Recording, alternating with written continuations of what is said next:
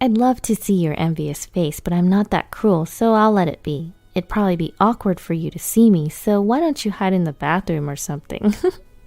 She laughed noisily over the phone, mocking me. I detest this woman more than anyone in the world, no, in the universe. 13 years ago, she stole my husband from me. I'd like to cut ties, but that's definitely difficult to do, because sadly, this woman is my biological sister. I held the phone to my ear after a while, and let out a small chuckle after she hung up on me. My name is Ruth, a 37-year-old divorcee. My marriage fell apart in just 6 months, and it's all because of my villainous sister. I have an identical twin sister named Rachel. Even our longtime friends mistake us for each other because we look so much alike. However, contrary to our appearance, our personalities are completely different. I'm more of the quiet type, while Rachel is active and tends to take charge of things. I was the better one in academics, while Rachel excelled in sports. Rachel's the type who blurts out whatever she's thinking. How can you wear such unstylish clothes? People are going to think I'm not stylish either since we're twins. That'll suck. As you can see, we don't get along. It wouldn't be so bad if it was just at home, but Rachel always brought trouble. Back in our school days, I often got harassed by girls from other schools on my way home. Hey, stop hitting on my boyfriend! Of course, I didn't even know them. Not again, Rachel. Whenever Rachel found someone she was interested in, she wouldn't hesitate to snatch him away, even if he already had a girlfriend. I blame the guys too, but Rachel was worse. And I, being mistaken for her, am a victim too. Moreover, she seems to lose interest once she gets the guy, sometimes breaking up in as short as a week. It's unbelievable. Rachel, you need to stop this nonsense. Have you ever thought about how the other girls feel, and that I'm also suffering too? To my words, she responded, an unattractive woman's jealousy is scary. Anyway, your guy, John, right? He's so dull. I doubt he'll cheat on you. Don't worry, I have no interest in him. He's not hot at all. And talked down on my boyfriend. This man named John is the despicable ex-husband who dumped me without a second thought 13 years ago. We got close because we went to the same tutoring center. He was rather quiet and made me feel at ease. His mother was a fortune teller and was well known for her accurate readings. She even ran a fortune-telling house. We graduated from the same university and decided to get married 2 years later. I had thought I would spend my life with this man, but 6 months after our marriage, my ex-husband, John, placed the divorce papers in front of me and said, "Please divorce me, I can't take it anymore, and I'm sure you know why." Sitting next to him was my sister, Rachel, with a smug look on her face. Taken by surprise, I stammered, "Huh? I'm sorry, I don't understand. Did I do something? I don't remember doing anything wrong." At my words, John banged his fist on the desk and shouted, "Really? How do you have the audacity? You've been cheating on me. Can you still deny it after seeing this?" On the desk were a few pictures showing a man and a woman entering a hotel together. But to me, it looked like I was being shown pictures of my sister Rachel, going into a hotel with some man I didn't know. I didn't understand what my ex-husband was saying at all. The man in the photo must have been just another one of Rachel's flings. No, this is Rachel, it's not me." At that moment, Rachel burst into tears and sobbed, "Ruth, let's stop this. I can't stand lying to John anymore." Then John said to my sister, "Rachel, I'm okay. You're so kind. Thank you." What am I looking at here? John glared at me and started to spew a fabricated story that was simply unimaginable. According to him, I had been cheating, and to avoid being caught, I was constantly borrowing clothes from my sister, spending my spare time at a hotel with my lover, and that I was a terrible woman. John had completely believed this ridiculous story that he'd heard from my sister. "I heard from Rachel that you've always had a bad track record with men. Even when we were dating, you were playing around with several men." I responded to my furious ex-husband, "Are you seriously saying that, John? You've been with me for several years, and you believe a story from my sister, who you've only known for half a year? Are you sane? Are you an idiot?" Perhaps he didn't like my calm response because all he could do was glare at me. And to my surprise, Rachel had the nerve to hit on John. You may have the same face, but your personalities are completely different. You're not charming at all. Rachel always listens to my complaints with a smile. She's so patient. I might have married the wrong sister. I couldn't believe what I was hearing. Rachel continued to fake her tears, but I could see her grin. Rachel was always a player when it came to men, since she was a student, but ever since she started working, she had changed the type of men she targeted. She now prioritized social status and money over looks, and John, my ex-husband who worked at a major corporation and came from a moderately wealthy family, was a perfect target. She must have set her eyes on him from the time I introduced him at our wedding. My ex-husband had been completely fooled by my sister's poor acting. I never thought my ex-husband that I'd been with for so long could be this naive, and I could feel my feelings towards him fade away rapidly. You two are despicable. Do as you please, but never show your face in front of me again. I felt tears welling up, but I managed to hold them back. I filled out the divorce papers on the spot and threw them at the two of them. Knowing my cunning sister, she and John probably hadn't started a physical relationship yet. Blaming compensation seems tough. Still, if it meant those two would disappear from my life, I didn't care about the money anymore. When I returned to my parents' house after that, my parents were furious at my sister's behavior and disowned her. When asked about her reaction, she said, "Oh, really? I don't care, but if you're having money trouble, don't come begging to me, okay? Bye then," making light of even her own parents. I found out from a friend that my ex-husband and my sister got married just 3 months later. I was so stunned I couldn't even cry. I felt nothing at all. For 13 years since then, I haven't seen my sister and her husband. But one day, I got a call from a public phone on my cell phone. I always answer calls for work, so I answered and heard, hello, Ruth?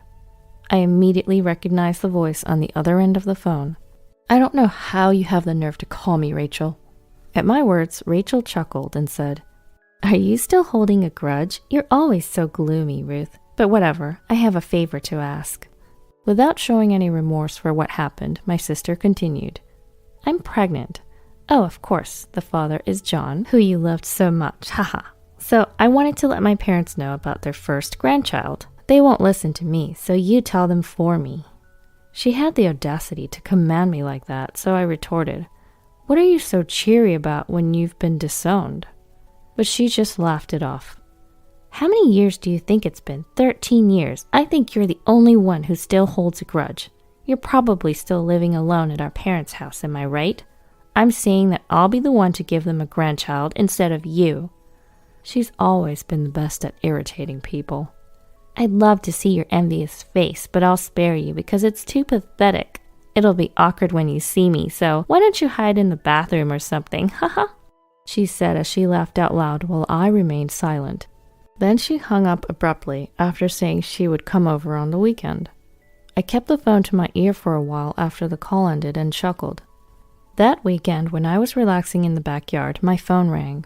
I glanced at the screen and saw a blocked number. It was probably my sister. I answered the phone, annoyed. "Hey, unblock me already." I snapped back. "What's wrong with blocking someone I don't want to receive calls from? That's what call blocking is for. Oh, maybe you don't understand because you're stupid. Haha." I laughed sarcastically. I heard something break. Perhaps she was irritated. "I've come all this way. Why is nobody home? I told you I'd come today, didn't I?" "Huh? You were serious? I thought you were joking. Besides, you hung up before I could tell you. I don't live there anymore." "What?" Judging by my younger sister's enraged and slightly shaky voice, it seems she was standing in front of the house we used to live in. However, none of us live there anymore. She was making so much noise and chaos that it seemed likely to cause a nuisance to the neighbors, so I gave her my current address and hung up the phone. After waiting for about an hour, the doorbell rang. There stood a sullen-faced Rachel and John, my ex-husband. The first thing she blurted out was, "You've got some nerve, and what is this place? Why on earth would someone like you be living in such a nice apartment?" She glared at me, her eyes bloodshot with anger. It's no surprise my sister was shocked. This place is relatively new and located in a good area. The rent isn't cheap either. While it may not be a luxury high-rise, it's a pretty decent property. Ignoring the worked-up Rachel, I told them, The neighbors won't like all this noise. Why don't you come inside? Upon showing her into the room, she seemed taken aback by its size. Seeing her frustrated face, I couldn't help but smirk. Our mother, who I live with, was sitting on the couch, silently observing my sister. Well, you said you had something to discuss. I don't mind at all, but if I'm in the way, should I hide in the bathroom or something? I remarked sarcastically. Never mind, I'm good, Rachel snapped back at me. Rachel moved closer to her mother and nervously said, Hi, Mom. Long time no see. I'm pregnant. That's why today we wanted to discuss if it's possible for John and I to stay here for a while. At my sister's audacious request, I nearly burst into laughter, blurting out, Wait, you want me to live with you guys? No way. Have you forgotten what you did to me in the past? Absolutely not. Cutting me off, Rachel said, Ruth, just shut up. This house is still under Dad's name, right? You can't even get remarried and you're still leeching off our parents. How pathetic for a single woman like you. Then Rachel added, Great job taking care of our folks. From now on, John and I will live here and take care of them, so can you leave? Oh, and where's Dad? Is he at work? After seeing my sister speaking with a smug grin, I had reached my limit. However, it was our mother who spoke up first, after listening to her quietly. Dad's gone. He passed away. Mom only muttered those few words. My parents were very serious people and had always apologized to me about my divorce 13 years ago, despite it all being Rachel's fault. My father especially used to say, I should have. Maybe it was my fault for not raising her better. I'm sorry, Ruth. I'm really sorry. He became increasingly depressed to the point where he found it hard to continue working. At that time, both of my parents were in their early 50s, and we were surviving on my income and Mom's part-time job. A while later, my father was diagnosed with cancer and passed away 10 years ago. Just before he died, he said, Don't tell Rachel anything. I don't think I'll make it to heaven if she comes to my funeral. Just as he said, Mom and I didn't contact my sister, Rachel. We moved into this house about 5 years ago. It was because Mom had injured her leg due to overworking.